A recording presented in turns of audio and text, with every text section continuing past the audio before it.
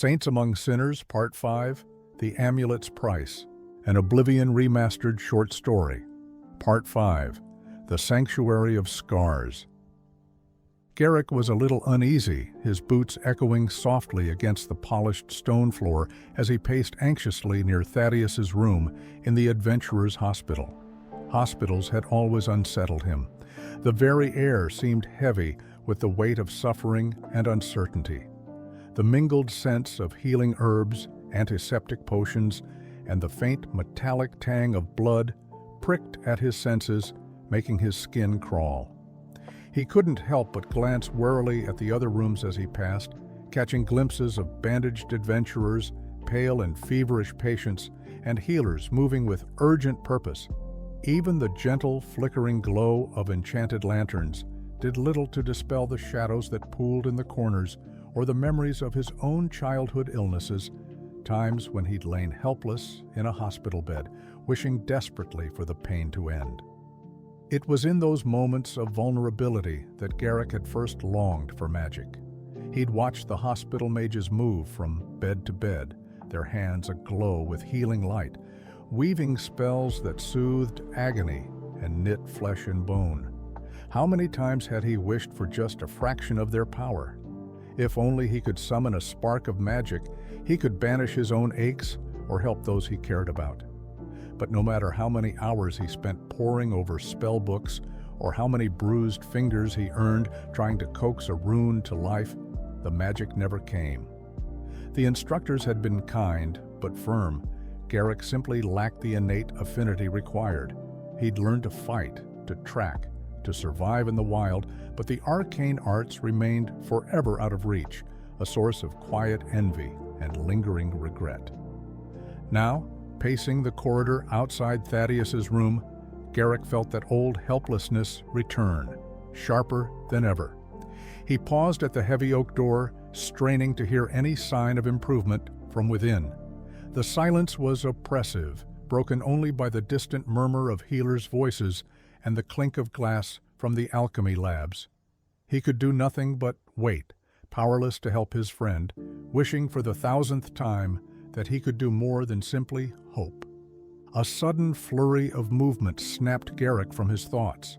Down the corridor, a small team of hospital technicians approached, their white and indigo uniforms crisp and spotless, their arms full of intricate diagnostic gear.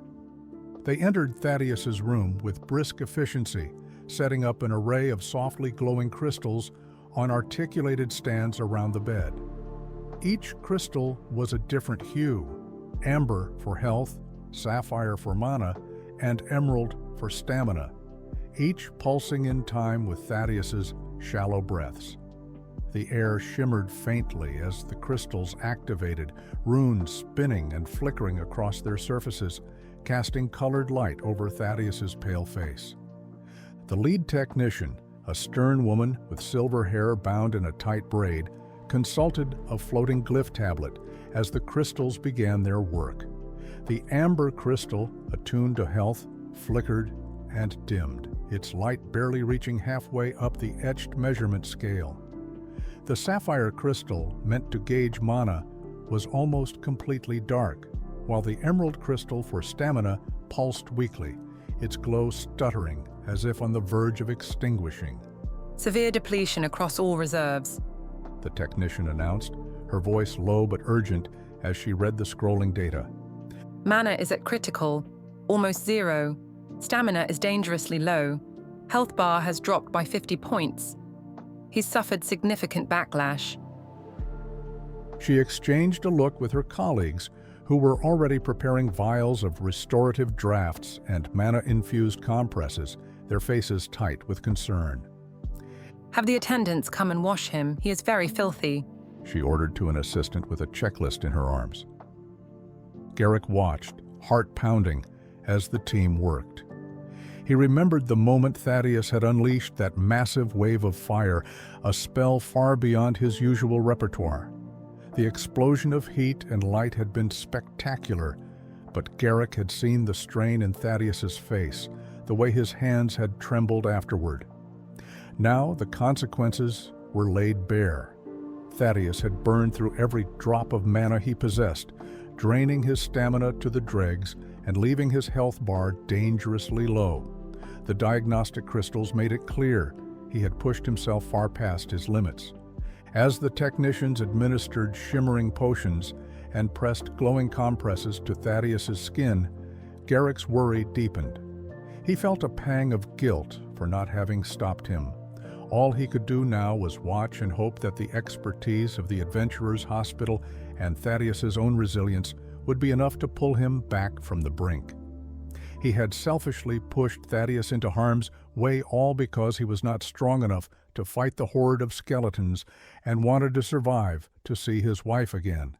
He sat there cursing himself for his own damned selfishness, the guilt gnawing at him until it twisted into a fresh wave of anxiety.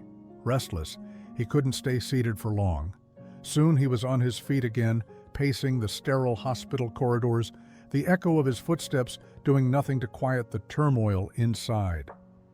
Garrick continued pacing the narrow corridor of the Adventurers' Hospital, boots echoing softly against worn flagstones. The air was thick with the sharp tang of herbs and the metallic scent of blood, undercut by the constant murmur of healers moving from bed to bed. Sunlight slanted in through high, dust-flecked windows, casting fractured rainbows over rows of wounded adventurers. Every so often, Garrick paused at the threshold of Thaddeus's room, watching the mage's chest rise and fall in uneven rhythm, hoping for some sign of improvement. The hospital was alive with urgency, its halls crowded with makeshift cots fashioned from palm wood and canvas, each one occupied by battered warriors, grim-faced scouts, and mages whose robes were singed and torn.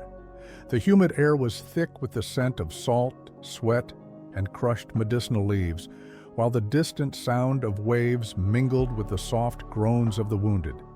Through open shutters, the golden light of late afternoon spilled across the floor, illuminating healers as they moved swiftly from bed to bed. There were simply too many injured for the healers to pour all their magic into each patient. If they tried, their strength would be spent before half the hall was tended. Instead, they rationed their power, channeling just enough magic each day to close the worst wounds and keep fevers at bay. The process was slow and methodical, healing in careful stages, always mindful not to exhaust themselves. This was where the physicians came in. While the healers preserved their energy, the physicians worked tirelessly with their hands, cleaning wounds, removing necrotic tissue, and applying poultices made from local herbs. They used every tool at their disposal, from sharp knives to cool compresses, stabilizing patients so that the next round of magic would have a stronger effect. In this way, the hospital became a place where practical medicine and arcane power worked side by side, each essential to the survival of those who filled its crowded halls. The steady clatter of healers' tools and the low hum of whispered prayers created a strange, uneasy lullaby. As Garrick wandered the crowded corridor, a burst of laughter, sharp and brittle, out of place amid the groans and murmurs, caught his attention. Across the hall, a young woman with a battered longbow slung over her shoulder leaned against a hospital bed, her dusty boots propped on a wooden crate. Her friend, shield resting against the wall and swaddled in bandages, managed a faint, weary smile. The archer's voice was light, but her eyes flicked restlessly over the shadows, as if expecting danger to slip from the dim corners at any moment. Garrick slowed, feigning interest in a faded tapestry as he listened, piecing together fragments of their conversation, villages overrun, armies of the dead, and a darkness creeping up from the south. It's worse than I thought. The archer murmured, her earlier brightness fading. The last group I spoke to came up from the south. Said whole towns just vanished overnight. The dead are everywhere now. They're not even waiting for nightfall anymore. Her friend shifted, wincing as she tried to sit up. South, you said. I thought the fighting was still farther off. The archer shook her head, glancing around as if the walls themselves might be listening. No, it's here. The undead king's armies are pouring up from the old burial fields.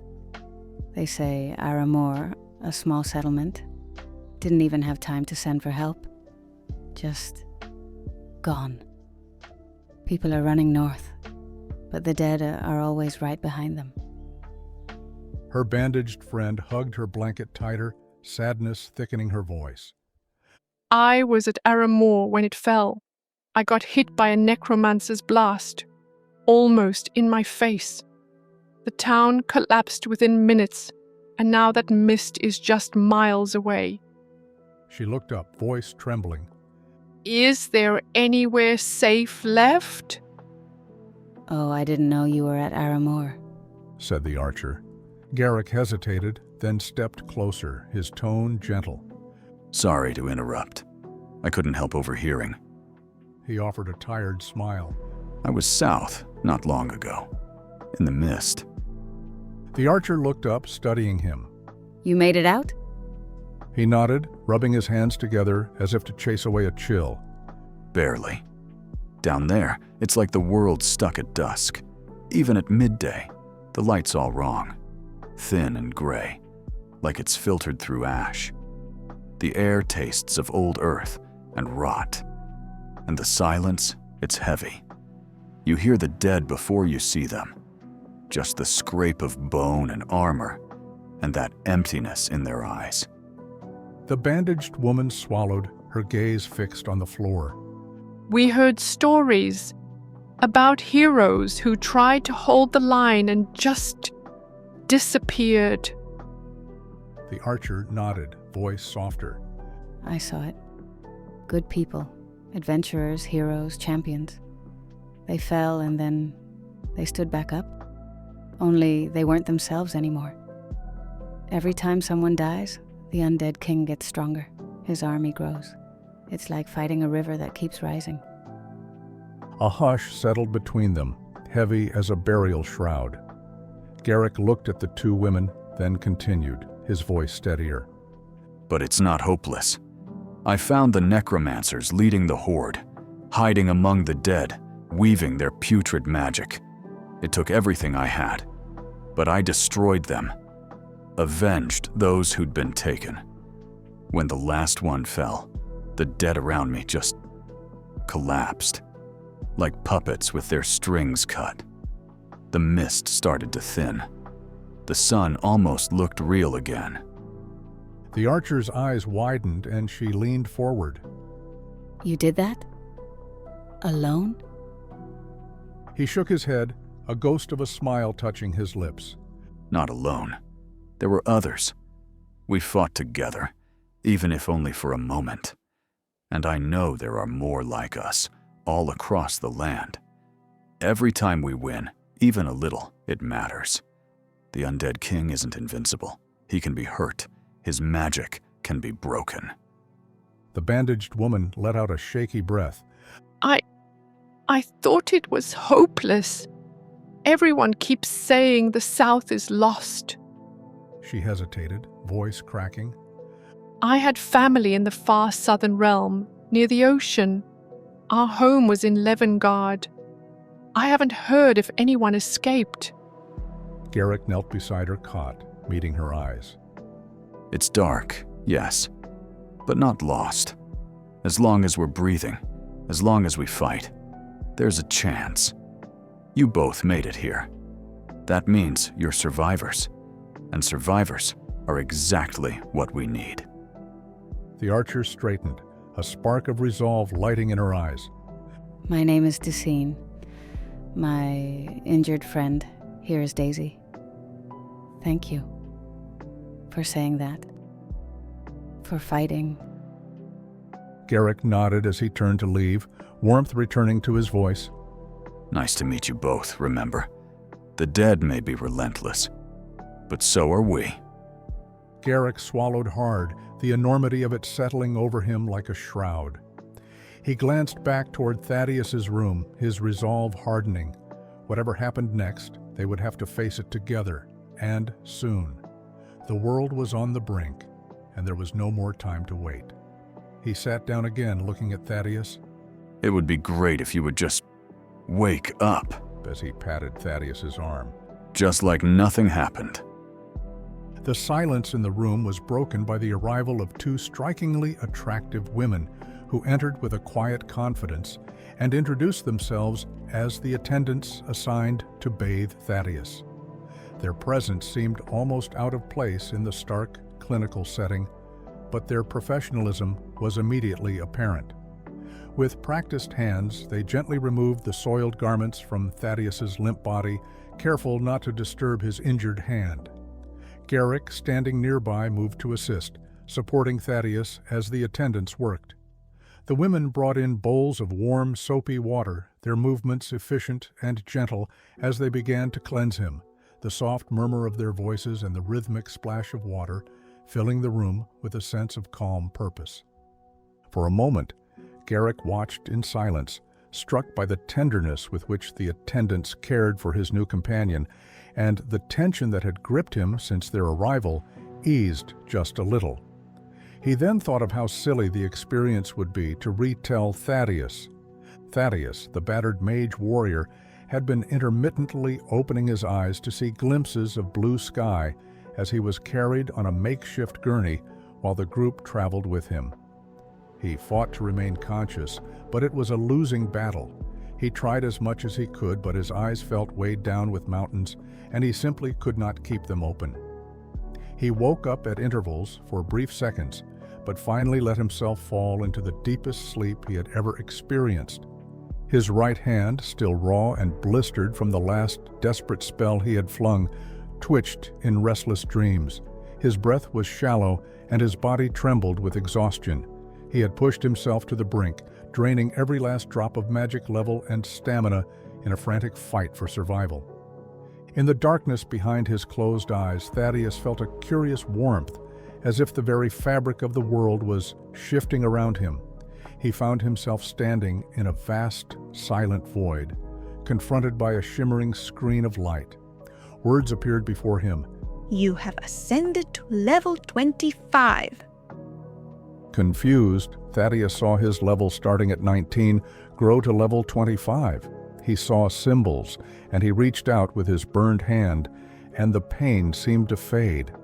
Below the message, new symbols glowed, 12 virtues, waiting to be claimed per level gained. He had heard rumors from wandering heroes about this process, but he had never truly experienced it himself. The choice felt momentous, and he hesitated, unsure of what to do. A gentle, melodic voice echoed through the void, as if spoken by a presence just beyond the veil. Welcome, adventurer, to the new dawn of the Undead King downloadable content. With this new age comes new power, and you, Thaddeus, have been chosen to ascend. The voice was unmistakably feminine, both soothing and authoritative. With the release of this DLC, your journey is your own. You have survived the crucible of battle as both mage and warrior, and now you stand at the threshold of transformation. The narrator's voice continued, weaving through Thaddeus's thoughts like a silver thread. Leveling up is not simply a matter of rest, but of reflection. In this world, you must meditate on what you have learned. Your wounds and exhaustion are proof of your growth. Now, as the new dawn breaks, you are granted the opportunity to shape your destiny. Each level gained bestows 12 virtues, attribute points to be distributed among your 8 core attributes. Choose wisely, for these will define your path as both a caster of spells and a wielder of steel. As the screen shifted, Thaddeus found himself presented with a new array of choices: strength, intelligence, willpower, agility, speed, endurance, personality, and luck. The narrator explained each one, her voice patient and clear. Strength fuels your blows and allows you to bear the weight of your burdens. Intelligence is the wellspring of your magicka, the essence of your arcane might. Willpower governs not only your magical regeneration, but also your stamina and resistance to fatigue. Agility sharpens your reflexes. Speed hastens your every step. Endurance fortifies your health. Personality opens doors and hearts. And luck. Luck is the hidden hand that tips fate in your favor. Thaddeus listened, absorbing the knowledge as if it were a spell cast directly into his mind. As a mage, intelligence and willpower will serve you well. Your spells will strike with greater force, and your reserves will refill more swiftly. As a warrior, strength and endurance are your shield and sword, granting you the resilience to withstand the blows of your foes. Yet you are not bound to one path. In this new dawn, you may blend the arts of war and magic, becoming a force unlike any other in the realm. As Thaddeus stood in the shimmering void, the weight of the decision pressed upon him. He stared at the glowing virtues, each one promising a different future. For a moment, doubt crept in. How could he, battered and nearly broken, possibly know the right path? He remembered the stories of legendary mages who devoted everything to intelligence, becoming living fonts of arcane power, and of warriors who poured every ounce of strength into their bodies, becoming unstoppable juggernauts. But he was neither one nor the other, he was both. He raised his blistered hand, watching as the pain faded further in the dream, and spoke aloud to the presence. Where should a mage like me put his skills? He asked, his voice echoing in the vastness. Is it better to focus on raw magical power? Or should I strengthen my body as well? I've seen what happens when you lack the stamina to cast, or the strength to stand your ground. I don't want to be helpless again. The voice responded, gentle yet unwavering, as if guiding a lost student. Balance is the key for a battle mage, Thaddeus. Magic levels, your intelligence, determine the depths of your reserves and the potency of your spells. Magic regeneration, your willpower, ensures you can recover swiftly, ready to cast again, before your enemies can strike. But do not neglect strength, for in the thick of battle, you must endure both blade and backlash. A true mage warrior tempers arcane might with physical resilience, and only by nurturing both can you survive the crucible that awaits. Remember, each virtue you assign is a step toward the hero you wish to become. Let your experience guide you. Invest in intelligence and willpower for your magic, but strength and endurance will keep you standing when all else fails.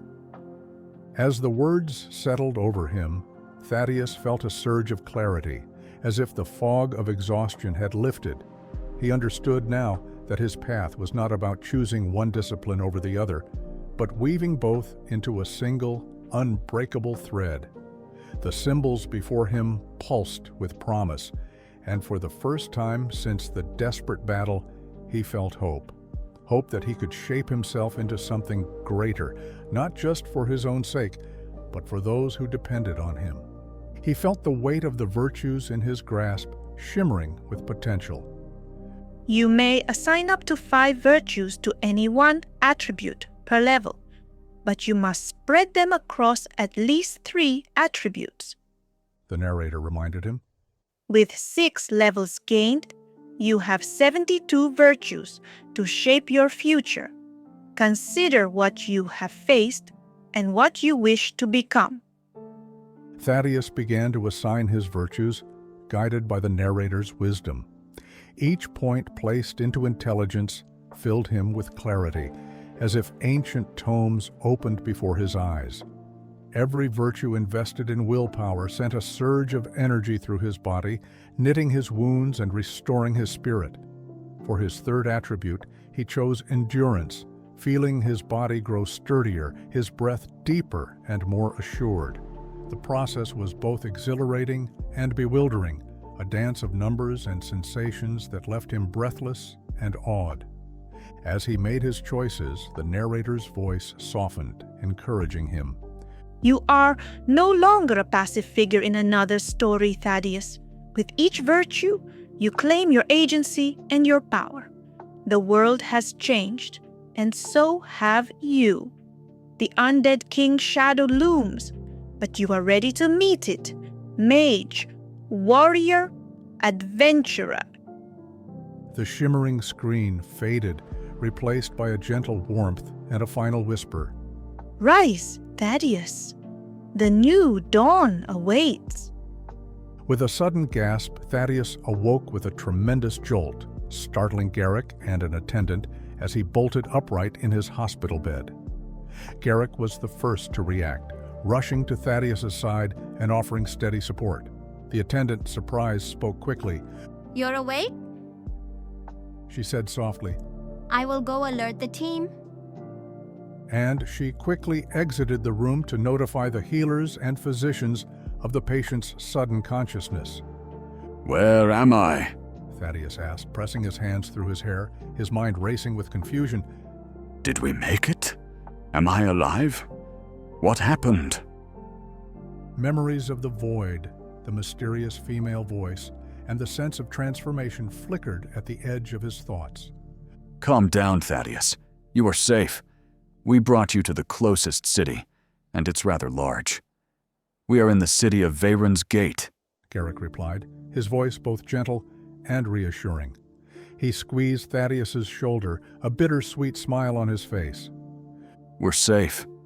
We made it. Your spell. It utterly destroyed almost everything in its path, except for the two main enemies. We killed them. Ended them. But lost we. And with a light pause as if it still stung to admit. We lost Leaf in the process. I know you knew him, but everyone else survived. The words hung heavy in the air. A mixture of relief and sorrow was visible from Thaddeus's face. While Thaddeus spent only a brief time with the Nords, he was fond of them. Garrick, it pains my heart to lose such good people, and to the undead of all things. His voice trailed off, pain in his voice. Sunlight streamed through the tall arched windows of the hospital, mingling with the distant sounds of vendors, bells, and the ever-present hum of city life. Thaddeus sat up, glancing at his hand, no longer blistered but strong and steady. I saw something. A woman's voice spoke to me. She called me an adventurer and told me to rise. It felt like the world itself was changing. Garrick listened intently. Thaddeus gazed out the window, taking in the city's vibrant districts, the winding streets of the old quarter, the riotous color of the market ward, the gleaming high spires, and a mighty citadel in the distance. He remembered the voice's explanation of virtues and attributes, of the blending of mage and warrior, and he could feel the changes within him, his mind sharper, his spirit stronger, his body more resilient. He looked down at his right hand, now devoid of pain, and slowly unraveled the bandages. Where there had once been angry burns and blistered skin, there was now only smooth, unblemished flesh. Garrick's eyes widened with concern as he caught sight of the transformation, but Thaddeus was quick to reassure him.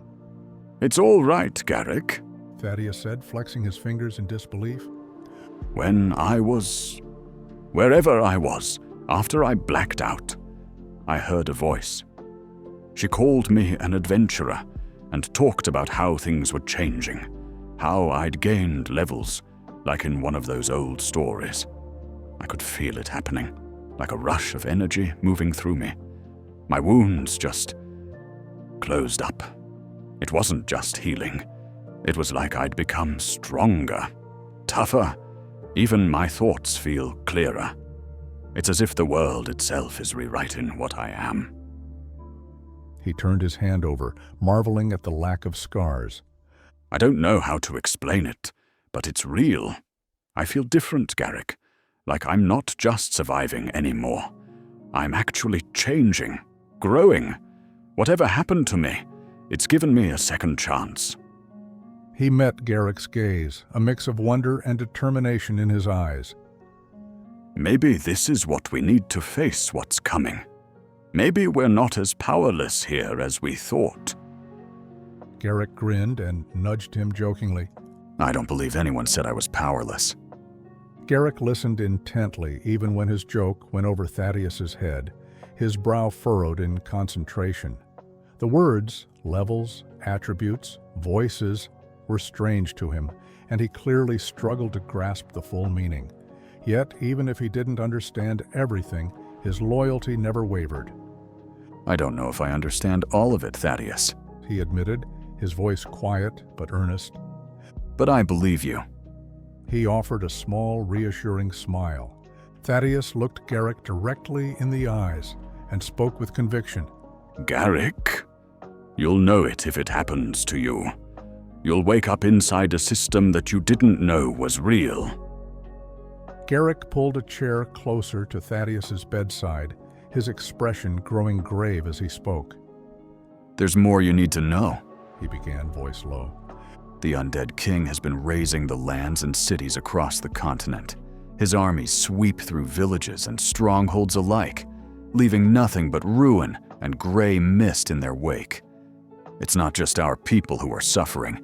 Heroes and champions from all corners of the world, and even from strange new lands we've never heard of, have begun to arrive. They're drawn by the rumors of the undead king's growing power, hoping to turn the tide before it's too late. He paused, letting the weight of his words settle, then continued gesturing to a book in his hand. I've been reading up on the land and its history.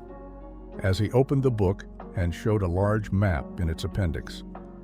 There are 5 main cities standing against the darkness now. Veyron's Gate, where we are. The fortified city of Ironvale to the north. The mystical port of Serafel on the eastern coast. The merchant haven of Goldmere in the south. And the greatest of them all, Marxian, a sprawling metropolis at the heart of the continent. Marxian has become a beacon, gathering armies, mages, and adventurers from across the realms. Each city is struggling to hold back the tide, but the undead king's reach grows longer with every passing day. Garrick leaned in, his eyes searching Thaddeus's face for understanding and resolve. This isn't Tamriel, Thaddeus. We're not in any land you or I have ever known. This continent is called Falujamar. We were pulled here because we touched that cursed object, the one the undead king left behind as a trap. It dragged us, and many others, across worlds. Now, heroes from distant realms flock to Falujamar, drawn by the stories of the undead king's rising power. They enter the gray mist that surrounds his domain, hoping to find a way to break his hold. But many never return. He's killing champions, absorbing their strength, and growing an army of horrors. Every day, the mist spreads further, and his reach grows longer. Garrick's voice softened, but his grip on Thaddeus's shoulder was steady. But there's hope. Some believe that if we can defeat the undead king, we can reverse the magic that brought us here. There may be a way home for all of us, if we're strong enough, and if we stand together.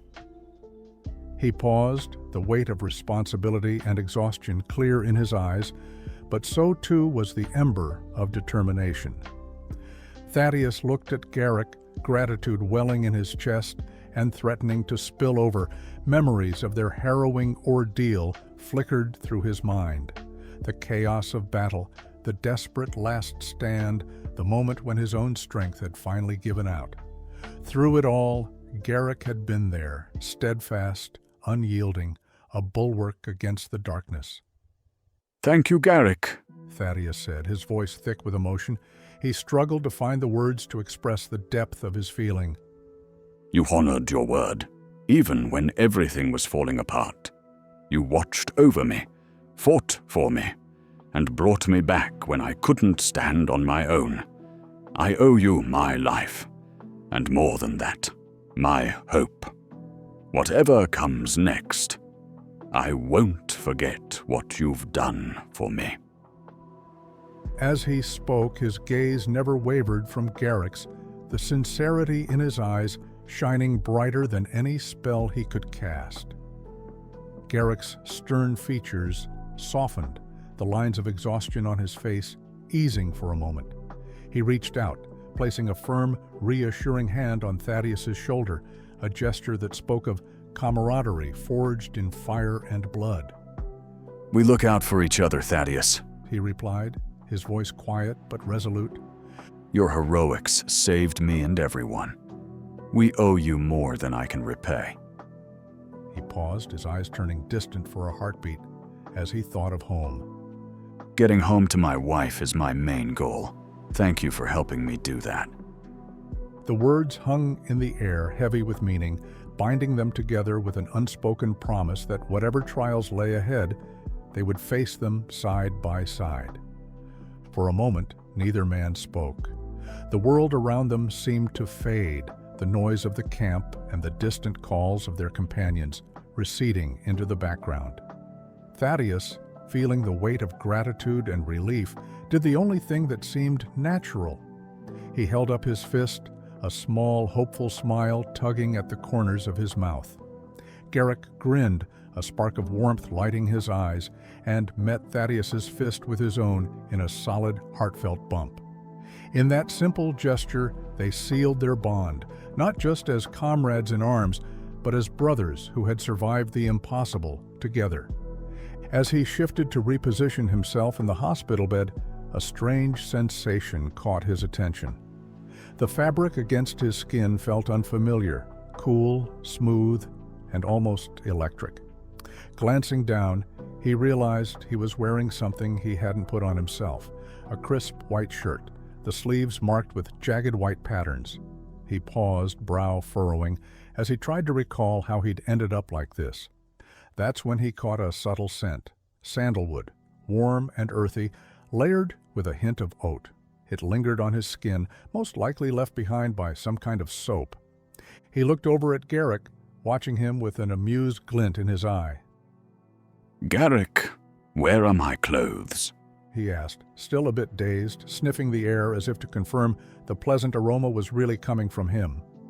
Garrick's grin widened, and he leaned forward, elbows resting on his knees. You mean the ones you came in with? Most likely burned. Trust me, you don't want those back, he said with a laugh. Besides, you got a sponge bath. By two very, very attractive women, I might add. The studious one couldn't help but raise an eyebrow, a rare smile tugging at his lips. Indeed, he replied, the single word carrying a note of amused satisfaction as he settled back against the pillows, still enjoying the unfamiliar, clean scent. It was the sharp, rising voices from across the chamber that finally drew their attention away from each other. Thaddeus glanced up first, brow furrowing, as the sound of heated debate echoed off the stone walls. Garrick followed his gaze, his protective stance returning as he instinctively assessed the newcomers. The two men exchanged a look, silent communication passing between them, ready for whatever scrutiny or questioning might come next.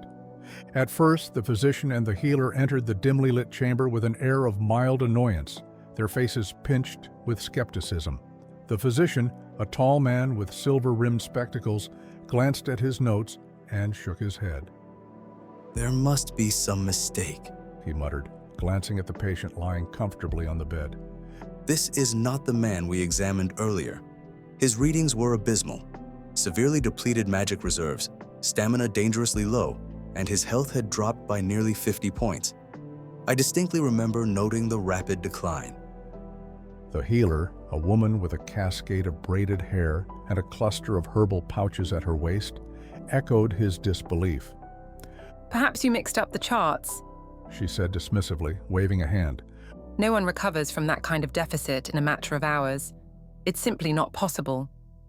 For a heartbeat, the chamber fell silent except for the soft rustle of linens and the distant crackle of firelight. The healer's skepticism faltered, replaced by a dawning sense of awe. Whatever doubts they'd carried in with them were quietly overshadowed by the miracle before their eyes. However, as the minutes ticked by, a steady stream of attendants, apprentices, and even the head of the ward came to check on the patient, each one more astonished than the last. The physician and healer were forced to re-examine their initial assessments, their skepticism giving way to incredulity. The physician ran his diagnostic crystal over the patient's form, watching as the readings glowed with vibrant energy. "This can't be," he whispered, scanning the results again. The healer pressed her fingers to the patient's pulse points, her brow furrowing in concentration. His magic reserves have not only been restored, they've increased by 125 points. She reported, her voice tinged with awe. And look at this. His overall magic regeneration is a full third faster than before. It's as if the damage was never there, and he's come back stronger than ever. By the time the sun dipped below the horizon, the physician and healer stood at the foot of the patient's bed, their earlier dismissiveness replaced by genuine respect and curiosity. The physician cleared his throat, composing himself as he stepped forward, the skepticism in his eyes now replaced with genuine interest. "Allow me to introduce myself properly," he said, offering a courteous nod. "I am Dr. Halden Vey, Chief Diagnostician at the Adventurers Hospital. We specialize in treating those who brave the wilds and push the boundaries of magic and stamina. Cases like yours are rare, and your recovery is unprecedented." The healer smiled warmly, her earlier brusqueness softened by admiration. And I am Mira Lethan, Senior Restorative Healer here. If you don't mind, we'd like to learn more about what happened, what you felt, what you did, anything unusual you experienced. The Adventurers Hospital exists to help heroes like you, and your case might help us save countless others in the future. They exchanged a glance, both eager and humbled, as the room filled with a sense of hope and possibility. Thaddeus shifted uneasily under the scrutiny of Dr. Halden Vey and Mira Lethan, his fingers knotting in the crisp white sheets as he gathered his thoughts. The physician's keen eyes watched every nuance of his expression, while Mira's gentle presence seemed to encourage honesty. "I suppose I owe you an explanation," Thaddeus began, his voice quiet but steady.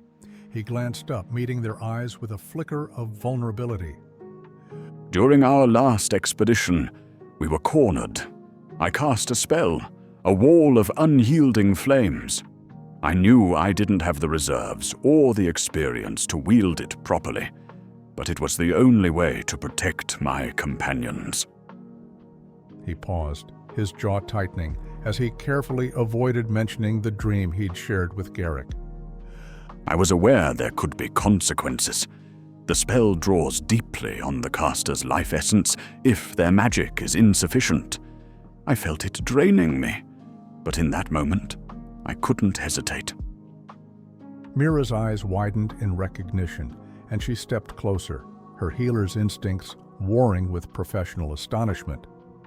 The Wall of Unyielding Flames is an expert-level spell. She breathed, her voice edged with both respect and worry. For a destruction spellcaster without the proper mastery, the ramifications can be catastrophic. Permanent damage to your health, loss of magical ability, even risking your life essence itself. Most would never attempt it without years of training and preparation. She reached out, placing a gentle hand on Thaddeus's wrist, as if reassuring herself of his pulse.